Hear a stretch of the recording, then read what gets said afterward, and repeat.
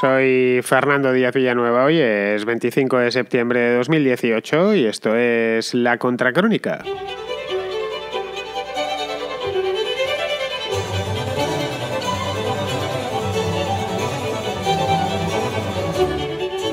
Amnistía Internacional presentó la semana pasada un informe muy impactante, por cierto, sobre la violencia en Venezuela. Al informe lo tituló Esto no es vida. Podéis ir a buscarlo a la página web de Amnistía Internacional. Está en español, por supuesto, y además está muy bien hecho y se lee en un periquete, rapidísimo, porque va sobre casos reales, historias reales de venezolanos. Así que os invito, no os puedo poner el enlace aquí porque esto es un programa de radio, pero bueno, visitad Amnistía Internacional en España y encontraréis, o en español, mejor dicho, y lo encontraréis.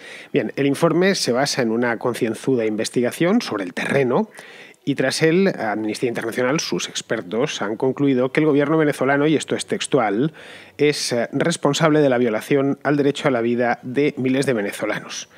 No es ya una criminalidad desatada, que por supuesto existe desde hace muchos años, que ha colocado a Venezuela como uno de los países más violentos del mundo. Está al nivel de ciertas repúblicas centroamericanas como Honduras, El Salvador, donde está la seguridad ciudadana simplemente no existe, o países que están en guerra, como es el caso de Siria. No solo es eso, sino la ola de ejecuciones extrajudiciales que castiga al país desde hace años. Es decir, ejecuciones extrajudiciales es que la policía te detiene y no te presenta delante de un juez, sino que te mete 4 tiros. Eso es lo que significa, así reducido mucho, una ejecución extrajudicial.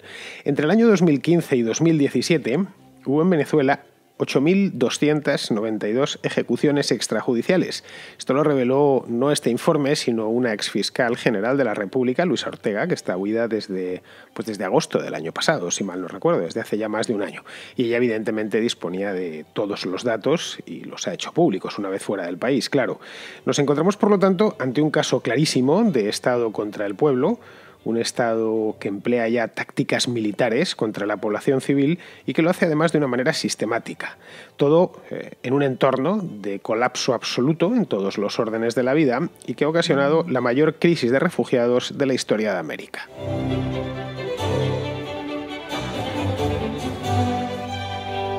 El fallo multiorgánico, no podemos denominarlo de otra manera, lo que ha sucedido en Venezuela, que padecen desde hace ya por lo menos tranquilamente 3 años. Antes era un fallo, pero era monoorgánico, les iba dando por un lado o por el otro, pero al final terminó desde aproximadamente, si yo calculo, el año 2015 es cuando todo se termina de venir abajo. Aquel año fue el segundo en el poder de Nicolás Maduro y donde todas las contradicciones del chavismo terminaron juntándose. El año, además, en el que bajó el petróleo de manera significativa. Empezó a finales del año 2014 y ya a partir del año 2015 es cuando empezaron a notar los países exportadores. Venezuela es un país exportador que no tenían dinero absolutamente para nada.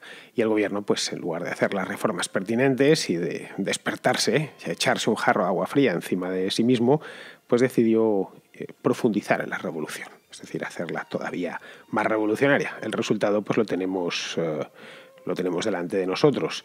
Bien, este fallo multiorgánico del que os hablaba, que afecta a todo, donde se comprueba mejor, donde se verifica mejor, es en el miedo pavoroso que haya salir a la calle en Venezuela. Cualquier venezolano, de los muchísimos que van llegando, desde luego a mi país un montón de ellos, pero me consta que también, a Colombia ni digamos, pero también a Argentina, a Chile, a México, a todas partes. Hoy por hoy hay venezolanos en todo el mundo hispano, pero no solo. Nos encontramos venezolanos en Australia, en Taiwán, en Canadá, en Alemania, en casi cualquier lugar del mundo hay una comunidad, por pequeña que sea ya, de venezolanos recién salidos. Todos te cuentan lo mismo y es que hay un miedo cerval a poner los pies en la calle sin importar la hora del día. Es decir, que están desnutridos, sus niveles de vida han caído a cotas africanas, pero es en el permanente sobresalto en el que vive la población donde el régimen bolivariano ha terminado dando su verdadera cara. Es decir, al final, la revolución consistía en esto, en que no puedes salir a la calle y si sales no te expones a pasear sin rumbo, como sucedía, por ejemplo, en los antiguos países de la Europa del Este, los países comunistas. No, te expones a que te vuele la tapa de los sesos, a que por cualquier cosa, es decir, te expones a que te maten. Y eso, la verdad, es que hace la vida invivible, en una palabra. Se puede vivir con más o menos comida, con más o menos expectativas, pero no se puede vivir con miedo las 24 horas del día. La seguridad ciudadana, que en otros países de la América Hispana ya ha desaparecido, el caso puede ser clarísimo. Es El Salvador, por ejemplo, donde hay una guerra con las maras desde hace un año, o ciertas ciudades de Honduras, como la propia Tegucigalpa, es un ejemplo, pero vamos, en casi cualquier ciudad del Triángulo Norte de Centroamérica la seguridad ciudadana brilla por su ausencia. Pues en Venezuela también ha desaparecido. Los asaltos ya son tan comunes que los dan por hechos los venezolanos, como si fuese lo normal. Como si fuese lo normal que estar en la calle sea algo parecido a un deporte de riesgo. Bueno, para el caso de altísimo riesgo. En el año 2017, es decir, el año pasado, en Venezuela hubo 26.616 asesinatos. A modo de comparación, en España, en el mismo periodo de tiempo, en 2017 hubo 308, con, no sé si son 17 millones de habitantes más. Es decir, podemos ir a otros países, el caso de México, pero aún con todo, en México creo que fueron en torno a 25.000, que son muchísimos, pero es que México tiene 120 millones de habitantes. Bien, nos encontramos ante tasas de criminalidad de 80, 90 muertos por cada 100.000 habitantes. Un auténtico disparate propio de zonas de guerra. Esta estadística que os estoy dando, por descontado, es oficiosa. En Venezuela no está bien. A veces cuando pienso en Venezuela ya me viene a la cabeza Cuba, y lo cual tampoco es extraño. Bueno, pues allí en Venezuela no está bien visto eso de informar sobre la delincuencia, por una razón sencilla, y es porque en el paraíso bolivariano no hay crímenes, o al menos no debería haberlos. Pero claro, es tan evidente, las morgues están rebosantes de cadáveres, que el gobierno no puede negarlo, así que lo que hace es manipular las cifras por un lado, y cuando ya son innegables, las trata de matizar o de explicarlas en clave política, como prácticamente todo lo que hace el gobierno venezolano. Los dirigentes revolucionarios han cargado las culpas de la ola de criminalidad sobre todo tipo de chivos expiatorios, que van desde los videojuegos, un clásico, hasta el cine de acción, las telenovelas, también cualquier cosa. Pasando, naturalmente por el capitalismo. El capitalismo siempre tiene la culpa de todo en Venezuela. Los residuos que quedan después de 17 o 18 años de revolución, pues lo poco que queda del capitalismo del capitalismo venezolano, parece ser que conspira contra la revolución también en los callejones. Esto no me lo estoy inventando, esto lo dicen los propios gobernantes a través de la televisión, de la radio, de los periódicos. Si no veis nunca, no a lo presidente, que ya no se emite desde que murió Hugo Chávez, pero sí los numerosísimos programas y páginas web que hay favorables al gobierno de Nicolás Maduro, veréis que están en esto. En esta historia de sí, es cierto que hay muchos crímenes, pero es que es por la maldita PlayStation que juegan los niños y claro, luego salen, no se pueden contener y se lían a tiros. O que el capitalismo está utilizando esto de una manera un tanto torticera para convencer a los venezolanos que la revolución no les interesa. El hecho es que el asesino más implacable, si nos vamos a los meros datos, contemplamos que el asesino más implacable del país no es otro que el propio Estado. Esta es una de las cosas más llamativas. En el caso de Honduras o Guatemala o El Salvador, incluso México, vemos que el Estado puede ser ineficiente y lo es, puede ser corrompido y de hecho lo es en todos estos países, pero el Estado no se dedica a matar de manera discrecional y masiva, por cierto, a sus propios ciudadanos. No es lo habitual. En todo caso, el Estado sufre las consecuencias de que no ha sido capaz de manejar la delincuencia y de que se encuentra en algunos casos totalmente paralizado y superado por este fenómeno. En el caso de Venezuela vemos que el que más mata es el Estado. Los cuerpos de seguridad venezolanos no se andan con chiquitas, eso cualquier venezolano lo sabe. A la primera disparan, ya sea en la calle o en la comisaría. En la comisaría después de una buena ración de palos, porque con estos asesinatos extrajudiciales pues vienen acompañados de un cortejo de torturas, malos tratos, etc. Morir a manos de un policía en Venezuela es algo tristemente común. Pero me diréis, eres un exagerado, tampoco es para tanto, estarás hablando de unos pocos cientos. No sé, 500, 1.000 quizá como máximo. Bien, se calcula que 1 de cada 5 homicidios registrados en 2016 fueron perpetrados por las fuerzas del orden. Aquí estamos hablando de más de 5.000 personas, que son, para de nuevo hacer una comparación, las mismas que mueren asesinadas en España en el curso de 17 años de promedio. Pues esas solo son las que mató en 2016, las que mataron en 2016 las fuerzas de la seguridad del Estado, de la policía, la Guardia Nacional Bolivariana, etcétera, dentro de Venezuela. Prácticamente todas estas ejecuciones, como os podéis imaginar, quedan impunes. La política de mano dura, que empezó ya Hugo Chávez en tiempos, contra los malandros. Primero intentó Hugo Chávez atraérselos, los llamaba bienandros, ya sabéis lo suelta que tenía la lengua Hugo Chávez. Intentó atraérselos como fuerza revolucionaria y doy fe que hay muchísimo malandro que trabaja para el régimen castrista, encuadrado en los famosos colectivos. Pero a pesar de todo, de que los del Partido Socialista Unificado de Venezuela hizo todo lo posible por atraerse a los malandros, tanto que hasta les cambió el nombre y les puso bienandros, no lo consiguió y ya cambiaron, cuando vieron que se les estaba yendo esto de las manos, cambiaron su política y apostaron por una de mano dura. Es decir, al primero que veáis, le disparáis sin pensarlo dos veces. Entre otras cosas porque es posible que él los dispare a vosotros. Cuando hay tantas balas volando y tantas armas pasando de mano en mano, pues al final nadie está seguro. Por supuesto, tampoco lo está la policía. Bueno, pues esta política de mano dura contra el crimen faculta a los agentes para disparar sin preguntar y con la tranquilidad de que nunca se investigará nada. A no ser que sea algo pues muy mediático o que se hayan pasado. En circunstancias normales nunca se investiga nada. Si la policía actúa así, y estamos hablando de miles de casos, no de unas pocas decenas, que podrían ser discutibles, que debidamente contextualizadas se podrían hasta llegar a entender. No, estamos hablando de miles de casos en una casuística gigantesca que lo que nos está diciendo es que en Venezuela tienen un problema, y un problema serio con esto, con las ejecuciones extrajudiciales y con la brutalidad policial. Claro que si la policía actúa de esta manera tan expeditiva, es fácil imaginar cuál es el proceder de los delincuentes. La policía de algún modo, con la delincuencia común estoy hablando, actúa de manera reactiva. Brutal, pero reactiva. Los delincuentes no, esos actúan de manera activa. En Venezuela se mata por cualquier nimiedad a día de hoy. Por un teléfono móvil, por un teléfono móvil te matan a ti y a toda tu familia. Unas zapatillas deportivas o algo de comida. Sí, os parecerá increíble, pero en Venezuela se mata por comida. Se han reportado casos, si leéis los periódicos venezolanos, de cosa que yo hago bastante a menudo, tan a menudo como que les echo un vistazo todos los días, pues ves casos que no te los puedes creer. Casos de asaltantes que entran armados en viviendas para llevarse lo poco que haya en la despensa. Lo poco que haya, porque en Venezuela nadie tiene la despensa llena, a excepción de los miembros del gobierno y los más cercanos. Estoy hablando de un poco de azúcar, harina pan o algo de aceite. Y se han llegado a dar asesinatos para llevarse esta miseria. Son evidentemente casos puntuales, pero que existir existen. La sensación de indefensión es total, es absoluta.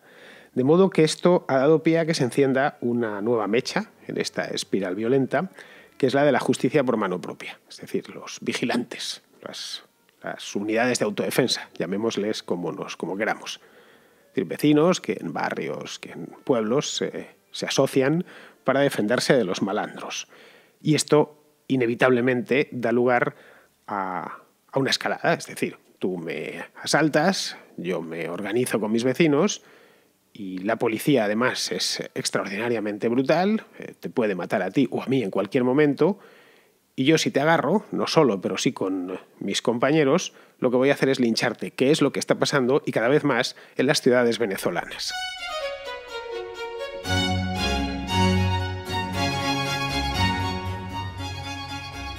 Estos linchamientos, que están prácticamente a la orden del día en Venezuela, en todos los estados de la República, suceden ante la pasividad de las autoridades, lo que aumenta todavía más el clima de impunidad y de vivir en un lugar en el que la ley desapareció hace ya bastante tiempo. El mundo sin ley, el país sin ley, la anarquía absoluta. Por lo menos en este aspecto se parece a una anarquía si entendemos anarquía por falta completa de leyes. Pues en algunos lugares de Venezuela, ciertos barrios muy humildes, donde la policía por supuesto ya ni entra, si existe ley es una ley no escrita, en la que por supuesto mandan los malandros y las mafias de los ranchitos, son de los que están rodeados las ciudades venezolanas. Claro que también podíamos pensar una cosa, si la ley no existe, ¿Por qué el gobierno sigue legislando? Bueno, pues porque la ley existe y se aplica, y además se aplica de manera bastante dura,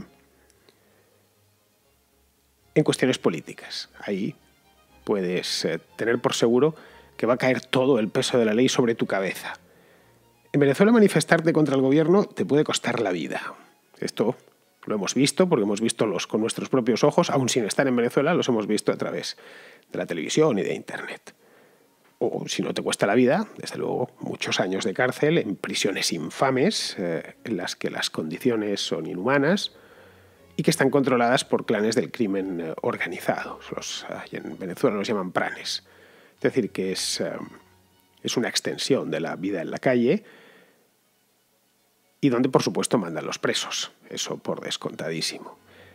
Entre el año 2014 y 2017 fueron detenidas en el país más de 12.000 personas acusadas de protestar contra el gobierno. Bueno, no se les acusaba de eso porque eso oficialmente no es delito, lo que se les acusaba pues de cualquier cosa, de sabotaje, bueno, lo que los regímenes comunistas siempre han acusado a sus detractores, de promover el golpismo, de cualquier cosa de estas. Pues son 12.000, más de 12.000 personas. La mayor parte de ellas hubo un grupo muy grande en el año 2014 con las manifestaciones de febrero de ese año y luego ya a partir de 2017, del mes de abril, cuando las manifestaciones se intensificaron, ocasionando una ola represiva como nunca se había visto en Venezuela. Vamos, ni en sus peores momentos. Se calcula que a día de hoy hay más de 300 presos políticos, que ahí es nada. Durante las protestas, la policía y los grupos paramilitares, los famosos colectivos de los que os hablaba antes, que tienen por supuesto el apoyo del gobierno, iban en motocicletas, armados, por supuesto. Ortega los ha importado a Nicaragua con gran éxito de público. Bueno, pues entre estos asesinaron, entre la policía y los paramilitares, más que paramilitares son cuerpos parapoliciales, llamarlos militares, llamarles mucho a los colectivos estos, es básicamente chusma que, armada y equipada por el régimen, se dedica a perseguir a los disidentes y a perseguirles con gran poder disuasor, es decir, con un arma en la mano. Bueno, pues asesinaron a 67 personas, la mayor parte de ellas por impacto de bala. Es decir, que no les atropellaron con las motos. Les dispararon. Ante esto, y como lo hemos podido ver, gracias a los teléfonos móviles, la comunidad internacional pues, ha elevado innumerables protestas al ejecutivo de Maduro. Pero de nada ha servido. A la vista está. El chavismo hace ya mucho tiempo que se quitó la careta y ante la crisis general de todo, porque en Venezuela sí que podemos decir que todo va mal, una crisis ocasionada por sus propias políticas, el gobierno solo piensa en la pura supervivencia. Y en nada más. El resto todo es secundario. Maduro y los suyos han concentrado tal cantidad de poder en tan pocas manos que es imposible abordar este problema sin cuestionar la legitimidad misma del régimen. Bueno, del régimen y de una revolución que hoy carece ya pues casi por completo apoyo popular, que era del que presumía hace tiempo, y que se sustenta, y esto es otra realidad como un templo, una verdad como un puño, se sustenta única y exclusivamente sobre el ejercicio de la violencia. Una violencia indiscriminada sobre la población civil. En esto es como en las peores dictaduras. La represión no es algo puntual, de un día, de una semana, de un mes, de un evento concreto. La represión en Venezuela ha pasado a formar parte de la naturaleza misma del régimen. Es algo constante y ha terminado como no podía ser de otra manera, por militarizarse. Porque es algo que va, insisto, con la naturaleza del régimen. Y para eso necesitas especialistas. La maquinaria represiva no descansa nunca. Esto lo podemos ver en las noticias que nos llegan desde ahí. Cualquiera puede ser detenido, en cualquier momento y casi por cualquier cosa. Y la capacidad que tiene de defenderse ante un gobierno semejante es nula. No se presume la inocencia jamás. Evidentemente los candidatos con más posibilidades, con más papeletas para vérselas con la policía, pues son los críticos con el gobierno, especialmente pues, activistas de la oposición, periodistas, pues, gente que se expone más. Pero también pueden ir contra simples oficinistas. Hace unos meses, creo que fue en mayo o en junio, cuando leí la noticia me quedé un poco fascinado. Irrumpieron en Banesco, que es un banco muy importante en Venezuela. Bueno, compró, de hecho, aquí un banco en España y lo ha expandido. Una banca es de Banesco. Pues irrumpieron en las oficinas de Banesco y detuvieron a 11 empleados del banco. Les acusaban de atacar el Bolívar. Se los llevaron puestos. No digo yo que no exista ese delito, pero el procedimiento era genuinamente militar. Pues esta vez les pillaron en la sede del banco, podían haber sido en su casa, porque el patrón es siempre el mismo. Los elementos militares allanan la residencia de las víctimas o sus centros de trabajo, los detienen y los procesan en tribunales castrenses, no civiles. Ya luego, una vez condenados, pasan a cumplir la pena en penales militares. Y diréis, ¿por qué en penales militares? Bueno, porque el juicio ha sido militar. Pero es que los penales militares, las visitas de abogados, defensores o de familiares están bastante más restringidas. El Servicio Bolivariano de Inteligencia, que se llama SEBIN, ha terminado por mimetizarse con la Stasi, que desapareció hace ya 25 años. Mimetizándose en métodos y en objetivos. El SEBIN, por cierto, lo fundó Hugo Chávez, antes no existía, lo fundó en el año 2009. Pues hace batidas periódicas en las dianas que le señala el gobierno y no hay ninguna garantía. Como el SEBIN haya puesto los ojos en tu espalda, te puedes olvidar. Y como veis, son procedimientos de inteligencia militar, que se ha convertido ya en Venezuela en política de Estado contra la disidencia. Hasta este extremo ha llegado la desesperación del gobierno de Maduro frente a un descrédito creciente, tanto puertas afuera como puertas adentro. Puertas afuera, lo estamos viendo, le llueven las sanciones y las censuras por parte de prácticamente todos los países del mundo, con las excepciones habituales, es decir, Cuba, Rusia, Corea del Norte, obviamente, Nicaragua, Bolivia y José Luis Rodríguez Zapatero. El resto, nadie habla bien de ellos, obviamente, como es lógico, por otro lado. Y puertas adentro, esto se ha sustanciado en un rechazo cuasi absoluto por parte de las capas populares, que eran de las que vivía el chavismo. Una revolución, en definitiva, apoyada ya por las bayonetas y solo por las bayonetas. No es por tanto extraño que haya devenido en esta trágica carnicería.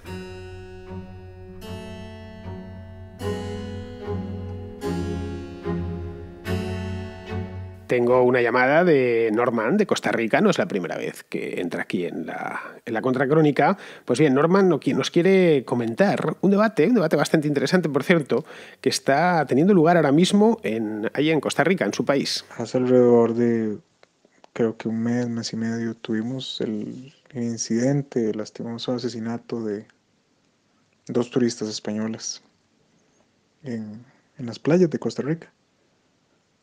Hace alrededor de unos 8 meses o un año, yo me encontraba en Limón, en Puerto Viejo, un lugar de acá de Costa Rica, y una mañana que iba a comprar el tiquete de bus para la capital, me encontré con un cuerpo a medio camino de un turista canadiense que habían matado por quitarle una mísera cámara con la cual pretendía ir a tomar fotos al amanecer en la playa.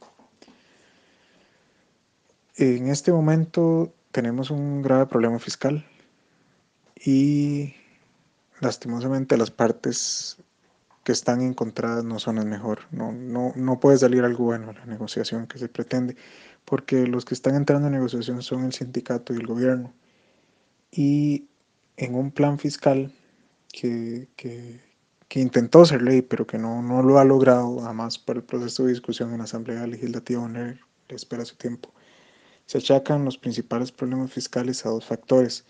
Uno es, según el gobierno, el poco impuesto que se recoge anualmente, y otro es el gran tamaño del Estado. Pero lógicamente, si gobierno y sindicatos hablan en la mesa, no va a haber, no se va a tocar el tamaño del Estado. ¿Por qué nombré el tema del turismo al principio? Bueno, primero que todo, porque dos coterráneas suyas, pues lastimosamente fallecieron acá en mi país. Eso es muy lamentable, más en las circunstancias en las que lo hicieron. No, no fallecieron, las mataron. Y en segundo lugar, el turismo se ha visto afectado porque hemos vivido un proceso de huelgas. En mi país, cerca del 15% de los trabajadores son trabajadores estatales. Y de ese 15%, un sector muy pequeño se está movilizando, haciendo huelgas y bloqueos, entorpeciendo el paso y ya se nos ha calificado internacionalmente un poco como un lugar que no se debe visitar, tanto por las situaciones que le he nombrado de violencia contra turistas, como también por el momento convulso. Lamento mucho, lamento muchísimo que el país se encuentre en estas circunstancias y lamento aún más el hecho de que las personas que se están disfrazando de que tienen un problema cuando en realidad somos nosotros los trabajadores privados y principalmente los ciudadanos los que lo tenemos, los que no salimos a la calle a manifestarnos, no porque no tengamos que hacerlo, sino porque entendemos que ese proceso más bien empobrece la situación fiscal y económica del país. Muchísimas gracias por el espacio, Fernando, y algún comentario suyo al respecto, se lo agradecería. Pues sí he leído algo sobre el déficit público de Costa Rica, que según parece pues está disparado, ¿no? Por encima del 7% sobre el PIB, una cosa así, y viene subiendo ya desde hace bastantes años. Bueno, pues este es un poco el regalo que Carlos Alvarado se encontró en el cajón cuando llegó al poder en el mes de mayo. Bueno, que bien pensado, el regalo en cierto modo se lo estaba dejando a sí mismo, porque Alvarado fue ministro, lo que no te puedo decir es de qué, pero sé que fue ministro en el anterior gobierno, el gobierno de Luis Guillermo Solís, así que él supongo que sabría el estado lastimoso de las cuentas públicas en Costa Rica. Si miramos el histórico de déficit, que le he ido a echar un vistazo, aprovechando tu llamada, si me gustan estas llamadas que me hacéis de muchos países, sobre todo países pequeños, porque me ayudan a que me refresque ciertas cosas. Piensa que las noticias de Costa Rica no son tan abundantes como las de Argentina o las de México, las de Colombia. Bien, pues he echado un vistazo al histórico de déficit y lo que vemos, o lo que yo por lo menos he visto, y bueno, cualquiera de vosotros, si lo miráis, lo que se ve es que tanto a Luis Guillermo Solís como a su antecesora, que se llamaba Laura Chinchilla, esta era del Partido de Liberación Nacional, el PLN, que era el partido hegemónico en Costa Rica, pues hasta Chinchilla, que por cierto estos vienen del Partido de Liberación Nacional, bueno, es decir, que se debe a los dos últimos presidentes. Empezó a escalar en el año 2010. Podríamos decir que a estas alturas ya que es política de Estado. Eso de gastar más de lo que se ingresa.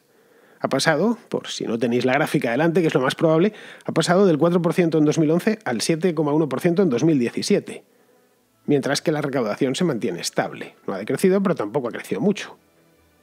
Así que yo no veo muchas soluciones mágicas, de hecho no veo ninguna. No sé cómo no encuentren petróleo en el fondo de un volcán, grandes cantidades estoy hablando, pues lo veo bastante difícil, ¿eh? Porque la mayor parte del mismo, según he tenido ocasión de ver, echando un vistazo a las partidas de gasto del gobierno de Costa Rica del año pasado, la mayor parte se va en amortizar deuda y en salarios del sector público. Para los pagos internos, es decir, para los salarios, podría ya echar mano de la inflación, que por cierto es muy baja, es de 2 o el 3% en Costa Rica, pero no así para los externos. Esos tiene que hacerlos en dólares. Los tenedores de bonos costarricenses no aceptan colones, me temo.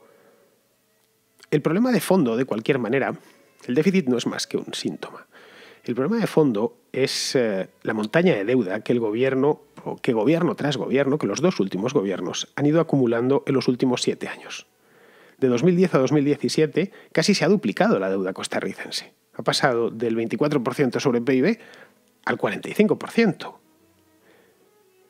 Como veis, es un cuadro macro muy parecido al de España, Italia o Francia. Claro, con la desventaja de que la economía costarricense es muy pequeña y no tiene acceso a moneda fuerte. Yo, sinceramente, Norman, no le veo a esto más salida que apretarse el cinturón y exportar todo lo posible para restablecer las cuentas públicas, lo antes en unos pocos años. Pero eso implica un ajuste ahora y no hay otra salida. El ajuste lo se puede hacer por el lado del ingreso o por el lado del gasto. Es decir, apretándoos las tuercas, que es lo más probable que hagan. No te quiero desanimar, pero es que son políticos, y más Alvarado, que es político socialdemócrata de la dura. Así que dudo bastante que recorte el gasto porque no se querrá encontrar manifestaciones. Esto pasa lo mismo en todos los países. Respecto a esto que me comentas de la delincuencia, pues la verdad es que es una lástima. Bueno, una lástima en sí en cualquier país, pero en Costa Rica más todavía porque el país se había salvado. Al final ha terminado contagiándose de la epidemia de criminalidad que azota aquella región. Hace 10 años, cuando hablabas de Costa Rica, la primera vez que yo fui allí, que el país me maravilló, claro, porque es una preciosidad, es una joya. Te lo decían, en San José puedes caminar, porque a diferencia de San Salvador. Y era estrictamente cierto, en San José se podía caminar sin ningún problema. O en Tortuguero, donde mataron a la turista española el mes pasado. Tortuguero estuvo mi hermano hace, no me acuerdo, 4 o 5 años, por ahí. Le encantó el sitio. Yo a Tortuguero no voy porque hay animales salvajes y me dan un poco de miedo, pero para San José sí. Y la verdad es que era una maravilla, a diferencia de Ciudad de Guatemala, por ejemplo. En ese aspecto estoy hablando de la tranquilidad con la que se podía andar por la calle, y al final parece ser que se están contagiando. No han llegado a esos niveles todavía. Y supongo que ya sabes el coste de la criminalidad. El coste que tiene en todos los órdenes, pero también en el económico. Es decir, que sería echar unas cuantas piedras sobre el camino ya de por sí duro que va a tener que recorrer el gobierno. El gobierno de Alvarado, que es el que se va a tener que comer todo el ajuste si es que lo hace. Creo que va a ser él porque tiene 4 años por delante de presidencia, que no va a anticipar elecciones. No sé si se podrá, de hecho, en Costa Rica anticipar elecciones. Si no lo consigue, pues nada, le habrá regalado la presidencia al otro Alvarado, que es Fabricio, se llama, que es el cantante evangélico el que le ganó las elecciones, pero se las ganó en segunda ronda, porque en primera ganó Fabricio Alvarado, ganó el cantante. Así que, bueno, habrá que esperar, ¿no? Estas fueron en 2018, pues las siguientes en 2022. Pero vamos, me da la impresión que la solución va a pasar por donde pasó en España en 2011, por exprimirnos como toallas. Muy bien, pues vamos a ir terminando. Lo hacemos como siempre con Pizarro. Pasamos de Costa Rica a Puerto Rico, que aunque las dos son ricas, están bastante lejos la una de la otra. Bueno, Puerto Rico también es muy bonito, ¿eh? Es decir, me he puesto aquí a echarle flores a Costa Rica, que se las merece, pero a Puerto Rico hay que darle de comer aparte. Y me consta que tengo algunos oyentes allí, viviendo en Puerto Rico, que escucharon el programa de ayer y les gustó. Pues bien, Pizarro iba a cerrar la contra con una notita sobre Puerto Rico. Cuando los Estados Unidos obtuvieron Puerto Rico, se encontraron con algo que no buscaban y que no les interesaba. Y cuando Puerto Rico cambió de metrópoli, apenas se quiso dar por enterado. Han pasado las décadas y aquella componenda no se ha convertido en una entente, sino en un tema que es mejor no tocar por su enorme capacidad para complicarse estérilmente. Pues a Puerto Rico le vienen mal dadas independientemente de su modelo político, y a los Estados Unidos o les cuesta el dinero o les cuesta replantearse la unión. Lo único seguro es que habrá otro huracán, que causará destrozos y que habrá que pedir ayudas. Y no hay modelo político capaz de paliar esta realidad, porque los boricuas capaces de levantar su país con ingenio y tesón salen en dirección a los Estados Unidos con buen criterio. Un cordial saludo de Pizarro. Pues muy bien, queridos amigos, ha sido un gusto teneros al otro lado y espero que mañana también sigáis aquí. Así que hasta mañana, amigos.